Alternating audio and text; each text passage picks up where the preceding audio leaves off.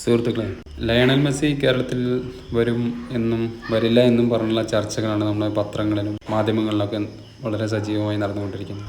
നമ്മൾ എത്രത്തോളം റെഡി ആയിട്ടുണ്ട് ഈ കാര്യത്തിനല്ല, ഏതൊരു കാര്യത്തിനും. ഇത് ഞാൻ ഈ കാര്യം ഇവിടെ പറയാൻ കാരണം എന്ന് വെച്ചാൽ, ഇത് നമ്മളെ ഇരുമ്പിളിയം ഗ്രാമപഞ്ചായത്തിൻ്റെ സ്റ്റേഡിയമാണ്. ഒരു കാലത്ത് ഏറ്റവും മികച്ച താരങ്ങളും ഒരുപാട് സംഖ്യ ഈ ഒരു പരിസര പ്രദേശം മൊത്തം ഇരുമ്പിളിയം അങ്ങാടി പോലുള്ള സ്ഥലം ഒരുപാട് താരങ്ങൾ വളർന്നു വന്നൊരു മണ്ണാണ്. സന്തോഷ് ട്രോഫി ഫൈനലിൽ കപ്പടിച്ച താരങ്ങൾ വരെ ഉള്ള സ്ഥലമാണ് കേട്ടോ. ആ താരം കളിച്ചു വളർന്ന സ്ഥലം പോലുമാണ്. അപ്പോൾ ഒരുപാട് കാര്യങ്ങൾ നമ്മൾ ചർച്ച ചെയ്യേണ്ടതുണ്ട്. എന്ത് നമ്മുടെ നാടിന് മാറ്റങ്ങൾ വരുന്നു, ഓരോ വർഷം കൂടുന്തോറും നമ്മുടെ നാടിനും നമ്മുടെ സൗകര്യങ്ങൾക്ക് എന്ത് മാറ്റമാണ് വരുന്നത് എന്നാണ് നമ്മൾ ചിന്തിക്കേണ്ടത്.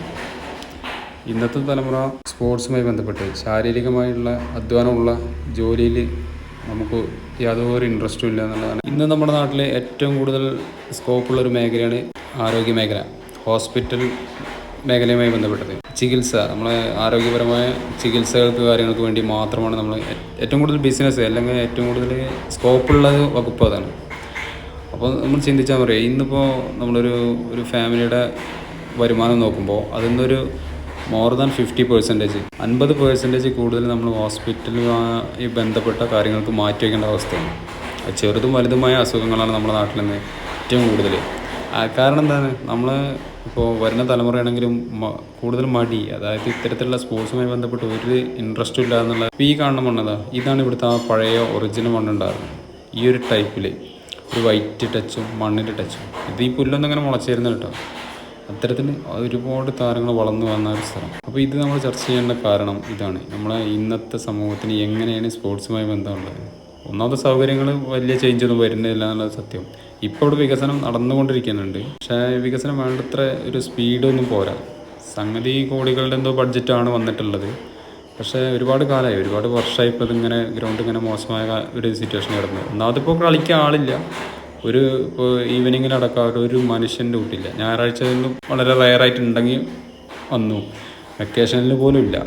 സ്വഭാവമായിട്ട് ഇവിടെയൊക്കെ നമ്മുടെ നാട്ടിലൊക്കെ പറഞ്ഞാൽ വേനൽക്കാലം ആയിക്കഴിഞ്ഞാൽ പാടങ്ങളിൽ, ഗ്രൗണ്ടുകളിൽ എല്ലായിടത്തും ഫുട്ബോൾ ടൂർണമെൻറ്റുകളും ഈവനിങ് മാച്ചുകളാവും മിക്കവാറും എല്ലാ സ്ഥലങ്ങളിലും.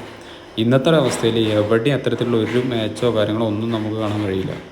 അതെന്തുകൊണ്ടാണ്?